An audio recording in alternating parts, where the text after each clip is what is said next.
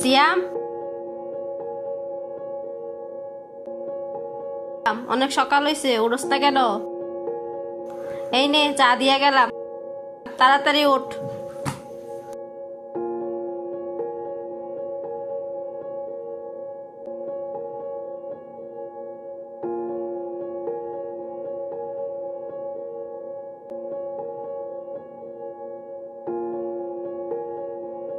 Hello, কই তুই?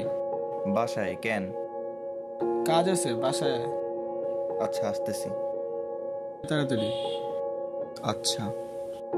আচ্ছা।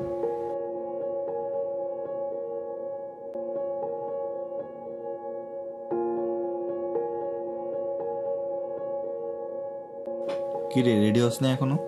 হুমু হুমু বয়। কি হয়েছে? আন্টি কি বললো এগুলো? তুই কারোর সাথে কথা কস না, চুপচাপ থাকস কেন? কি রে, কথা কস না কেন, চুপ করে আসস?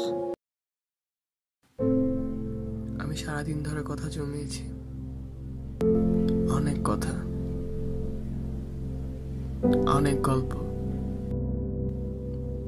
বারান্দায় গ্রিলের ফাঁকে ফুরুত করে ঢুকে পড়া চড়ুই পাখির গল্প থেকে শুরু করে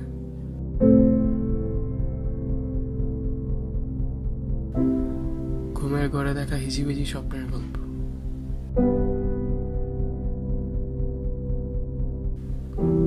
আমি খুব যত্ন করে জমিয়েছি সেগুলো।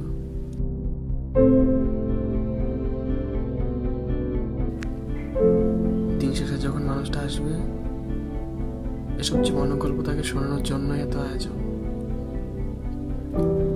আমি আমার নিজের মনকে বুঝিয়েছি সে ভালো নেই, তার ভালো থাকার জন্য ওই মানুষটা উপস্থিত খুবই জরুরি। মানুষটার সাথে দেখা হলে সে ভালো থাকবে, না হলে তার ভালো থাকা অসম্ভব।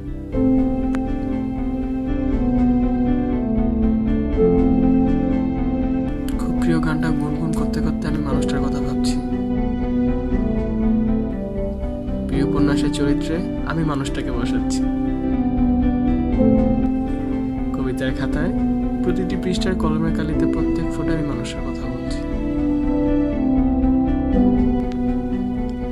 কিবোর্ডের উপর ব্যস্ত আঙ্গুলের ঝড় চলতে থাকা রাতগুলোতে ঠান্ডা হয়ে যাওয়া কফির ধোঁয়ায় আমি তার নাম উড়িয়ে দিচ্ছি শূন্যে।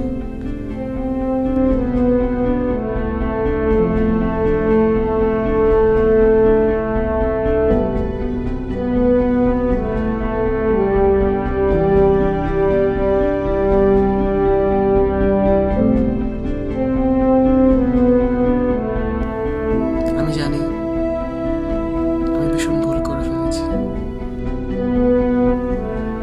ভীষণ ভুল। আমি জানি এমন একটা দিন আসবে যেদিন না মানুষটা আর আমার জীবনে থাকবে না, অথবা থাকলেও আমরা দুজনে অপরিচিত মানুষের মতো থাকবো। ভুলেও কারো মাঝে শব্দ বিনিময় করা হবে না। খুব ইচ্ছা হবে মানুষটার কাছে আগের মতো গল্পগুলো উজাড় করে দিতে, সেই ইচ্ছে পূরণ হবে না। সব ইচ্ছে পূরণ হয় না। একদিন আমার পুরো জগৎটা শূন্য শূন্য লাগবে। পৃথিবীতে কেউ কারো মতো না, সে পৃথিবীর আর কারো মতোই না।